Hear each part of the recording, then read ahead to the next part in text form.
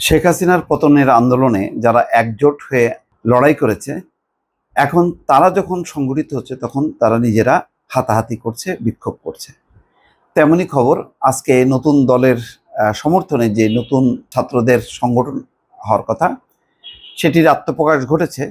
নাম দেওয়া হয়েছে গণতান্ত্রিক ছাত্র সংসদ।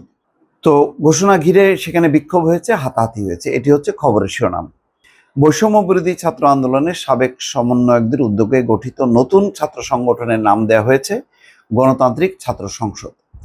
নতুন এই ছাত্র সংগঠনের কেন্দ্রীয় আহ্বায়ক হয়েছেন আবু বাকের মজুমদার, আর কেন্দ্রীয় কমিটির সদস্য সচিবের দায়িত্ব পেয়েছেন জাহিদ আহসান।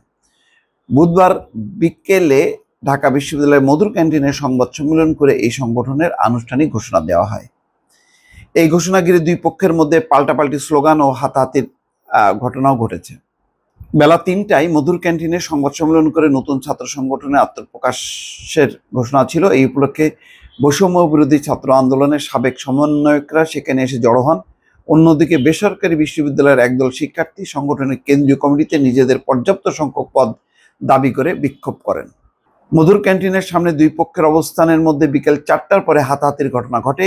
এক পর্যায়ে বৈষম্য বিরোধী ছাত্র আন্দোলনের নেতারা মধুর ক্যান্টিনে এসে নতুন ছাত্র সংগঠনের নাম ও দায়িত্বপ্রাপ্ত নেতাদের নাম ঘোষণা করেন। এরপর তারা মিছিল নিয়ে মল চত্বরের দিকে এগিয়ে যান। সেখানে পদবঞ্চিত দাবি করে বিক্ষোভরত শিক্ষার্থীদের সঙ্গে তাদের দ্বিতীয় দফা হাতাহাতির ঘটনা ঘটে। এই সময় কয়েকজন আহত হয়েছেন বলে প্রত্যক্ষদর্শী শিক্ষার্থীরা জানিয়েছেন, তবে তাৎক্ষণিকভাবে তাদের নাম পরিচয় জানা যায়নি। পরে সন্ধ্যায় দুই পক্ষের মধ্যে আরেক দফা মারামারির ঘটনা ঘটেছে। কেমন কথা এটা!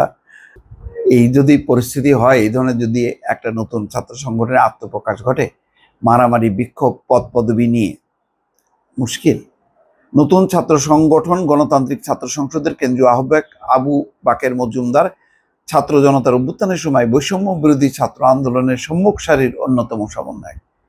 তিনি ঢাকা বিশ্ববিদ্যালয়ের ভূতত্ত্ব বিভাগের শিক্ষার্থী। 2019-20 শিক্ষাবর্ষে ঢাকা বিশ্ববিদ্যালয়ে ভর্তি হন তিনি। গণঅভ্যুত্থানের সরকার পরিবর্তনের পর কার্যক্রম স্থগিত হওয়া ছাত্র সংগঠন গণতান্ত্রিক ছাত্র শক্তির ঢাকা বিশ্ববিদ্যালয় শাখার সদস্য সচিব ছিলেন আবু বাকের মজুমদার। এই সংগঠনের কেন্দ্রীয় সদস্য সচিবের দায়িত্ব পাওয়া জাহিদ আহসানও সাবেক সমন্বয়ক এবং বর্তমান বৈষম্য বিরোধী ছাত্র আন্দোলনের কেন্দ্রীয় দপ্তর সেলের সম্পাদক। তিনি ঢাকা বিশ্ববিদ্যালয়ের 18-19 শিক্ষাবর্ষের শিক্ষার্থী।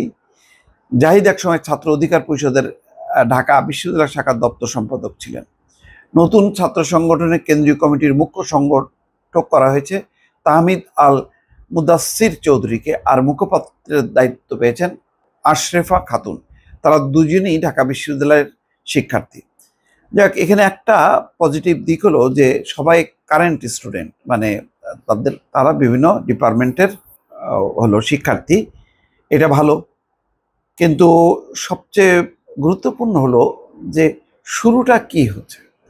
নতুন দলেরও শেষ মুহূর্ত পর্যন্ত টানাটানি। দুজন দেখলাম চীনে গেছেন, সেই চীনে যাওয়া নিয়ে বিতর্ক, তারপর তারা সেখান থেকে অব্যাহতি নিলেন। শেষ মুহূর্ত পর্যন্ত টানাপোড়ন। তো নতুন দলের এই অবস্থা, ছাত্র সংগঠন এগুলিকে কন্ট্রোল করবে কি করে? আর এরা যদি নিজেদের মধ্যে এই অবস্থা তৈরি করে, তাহলে এদের ডাকে সাধারণ শিক্ষার্থী মানুষ কি সাড়া দেবে? অনেকগুলো প্রশ্ন কিন্তু আসছে যে আসলে কি করছে। তাছাড়া তৃণমূল পর্যায়ে এদের কার্যক্রম নিয়েও অনেক রকম ঘটনা ঘটছে, অবাঞ্ছিত, অপ্রীতিকর ঘটনা, যেগুলো তাদের ভাবমূর্তির জন্য সাংঘাতিক রকম নেতিবাচক দর্শন। ভালো থাকবেন। আল্লাহ হাফেজ।